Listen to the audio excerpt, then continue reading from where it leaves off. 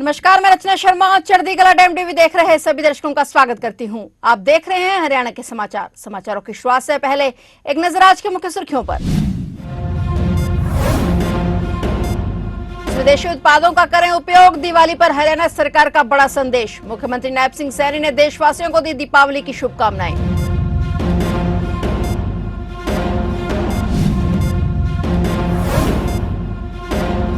25 नवंबर को पीएम मोदी का हरियाणा दौरा, करोड़ों की विकास परियोजनाओं की पीएम देंगे सौगात। एक साल में तीसरी बार हरियाणा आएंगे पीएम मोदी।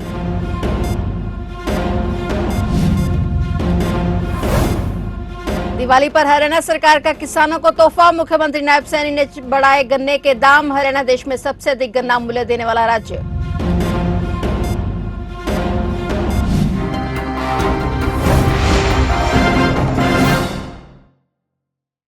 और अब समाचार विस्तार से।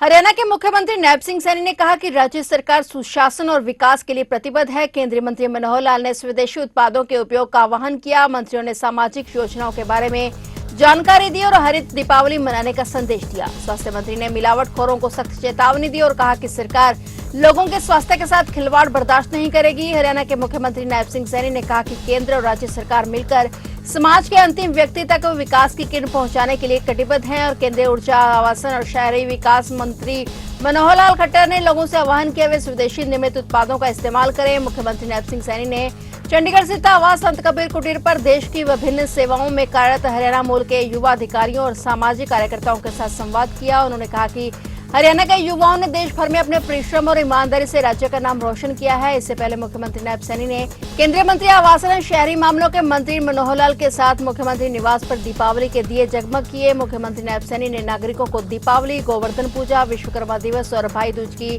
शुभकामनाएं देते हुए कहा कि हरियाणा की भाजपा सरकार उनके भरोसे पर खरा उतर रही है।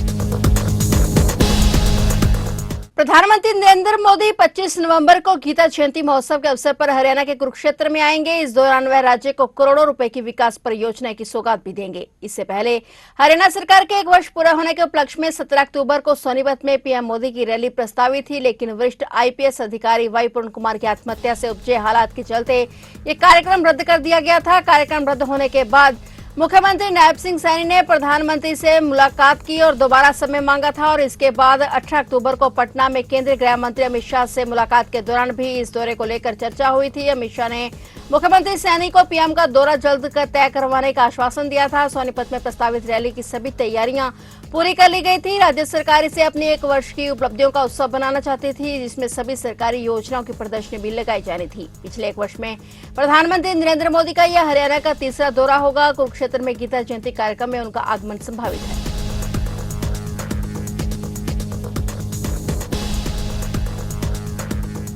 हरियाणा सरकार ने राज्य के किसानों को बड़ी सौगात दी है। मुख्यमंत्री नायब सिंह सैनी ने किसानों को देश में सबसे ज्यादा गन्ना मूल्य दिलाने का फैसला किया है। सरकार ने अगेती किस्मों का दाम 400 रुपए प्रति क्विंटल से बढ़ाकर 415 रुपए प्रति क्विंटल कर दिया है। वहीं पछेती किस्म का रेट अब 393 रुपए प्रति क्विंटल से बढ़ाकर 408 रुपए प्रति क्विंटल मिलेगा। मुख्यमंत्री नायब सिंह सैनी ने दिवाली के मौके पर गन्ने के दाम बढ़ाकर गन्ना किसानों को बड़ा तोहफा दिया है। और इस वृद्धि के साथ हरियाणा देश में सबसे अधिक गन्ना मूल्य देने वाला राज्य बन गया है। सैनी सरकार ने यह निर्णय राज्य के किसानों को राहत देने के लिए लिया है, ताकि किसानों को अपनी फसल का उचित मूल्य मिल सके। सीएम सैनी ने किसानों को आश्वासन दिया कि सरकार किसानों को उनकी फसल का उचित मूल्य सुनिश्चित करने के लिए लगातार कोशिश कर रही है। गन्ने के दाम में बढ़ोतरी किसानों के लिए दिवाली के मौके पर किसी तोहफे से कम नहीं है। सरकार को इस फैसले से किसानों को बड़ा फायदा होगा और किसान काफी समय से इसको मांग कर रहे थे, जो अब पूरी हो गई है। सरकार का ये फैसला किसानों के लिए एक बड़ी राहत है।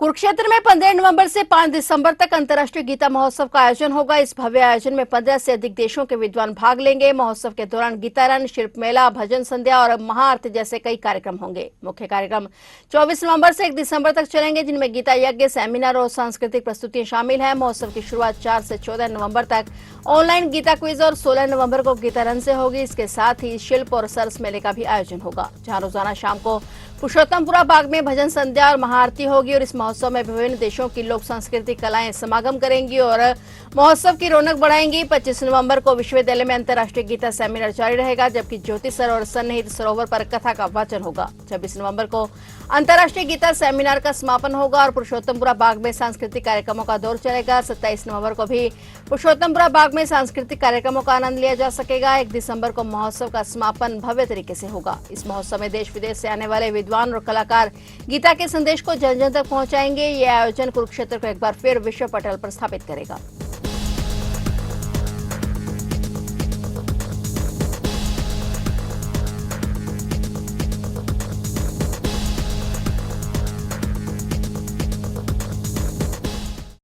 महेंद्रगढ़ जिले के नारनौल के साथ लगते सीमावर्ती राजस्थान की कोटपुतली बहरोड पुलिस ने जिला महेंद्रगढ़ के एक बदमाश को अवैध हथियारों के साथ गिरफ्तार किया है। उसके पास से काफी संख्या में देसी और विदेशी हथियार मिले हैं। उस पर महेंद्रगढ़ जिलों में 6 मामले दर्ज हैं और पुलिस अधिकारी ने बताया कि कुख्यात बदमाश की तलाश में काफी समय से पुलिस लगी हुई थी और इसका संबंध लोरस गैंग से बताया जा रहा है। फिलहाल पुलिस आरोपी से पूछताछ करेगी ताकि अन्य वारदातों का खुलासा हो सके। हरियाणा में दिवाली के मौके पर बिजली विभाग ने निर्बाध बिजली आपूर्ति सुनिश्चित करने के लिए व्यापक तैयारियां की हैं। ऊर्जा मंत्री अनिल विज ने सभी अफसरों और कर्मचारियों को अलर्ट मोड पर रखा है। आपकी दिवाली की खुशियां दोगुना करने के लिए बिजली निगम और जन स्वास्थ्य विभाग ने पूरी तरह से तैयारी की है। आपको निर्बाध 24 घंटे बिजली मिलेगी। रोस्टर आधार पर कर्मचारियों की ड्यूटी तय की गई है। बिजली निगम ने ट्रांसफर बैंक भी बनाया है और इसके अलावा ट्रॉलियां तैयार की गई हैं। कहीं किसी फॉल्ट की सूचना मिलती है तो निगम कर्मचारी तुरंत मौके पर पहुंचकर फॉल्ट ठीक कर देंगे। रात के समय भी कर्मचारी तैनात रहेंगे और इस प्रकार जन स्वास्थ्य विभाग ने भी त्योहार पर कर्मचारियों को अलर्ट मोड में रहने के निर्देश दिए हैं। पानी की सुचारू आपूर्ति के लिए सब तैयारी की गई है। ऊर्जा मंत्री अनिल विज ने कहा कि जन स्वास्थ्य विभाग के अधिकारियों और कर्मचारियों को अलर्ट किया गया है। कुल मिलाकर यहां की बिजली विभाग ने 24 घंटे बिजली तो जन स्वास्थ्य विभाग ने और पानी की कमी नहीं रहने के लेकर जरूरी प्रबंध किए हैं।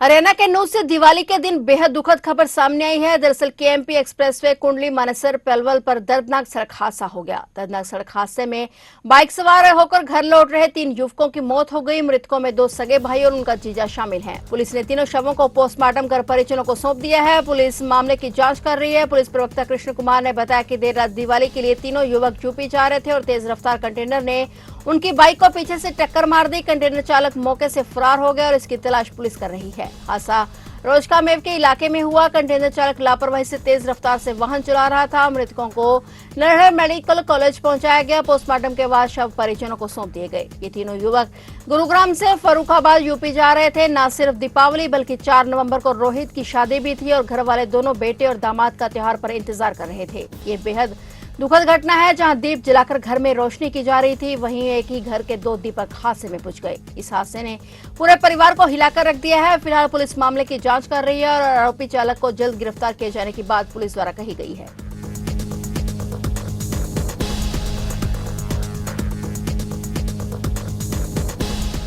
हरियाणा के यमुनानगर से सटे उत्तर प्रदेश के किसान यमुनानगर में धान बेचने के लिए आ रहे हैं, लेकिन अब किसानों ने कलानौर बॉर्डर के रास्ते यमुनानगर में प्रवेश करने वाले यूपी के किसानों की गाड़ियां और ट्रैक्टर ट्रॉलियों को बॉर्डर पर ही रोक दिया। भारतीय किसान यूनियन गुरनाम सिंह चरुनी ग्रुप ने कलानौर बॉर्डर पर डेरा डाला और पूरी रात उत्तर प्रदेश की तरफ से आने वाले धान पर नजर रखी। उन्होंने कहा कि यमुनानगर जिला प्रशासन उत्तर प्रदेश से तैयार किया हुआ चावल 1600 में ले रहा है तो वह यमुनानगर के किसानों की धान क्यों लेगा। उन्होंने कहा कि यह यमुनानगर जिला प्रशासन और सरकार की मिलीभगत है। उत्तर प्रदेश के किसानों की धान को यमुनानगर में खरीदा जा रहा है। उन्होंने जिला प्रशासन और सरकार को चेतावनी देते हुए कहा कि हम उत्तर प्रदेश से आने वाले चावल को यमुनानगर से नहीं आने देंगे, क्योंकि इससे जिले के किसानों को बड़ा नुकसान होगा।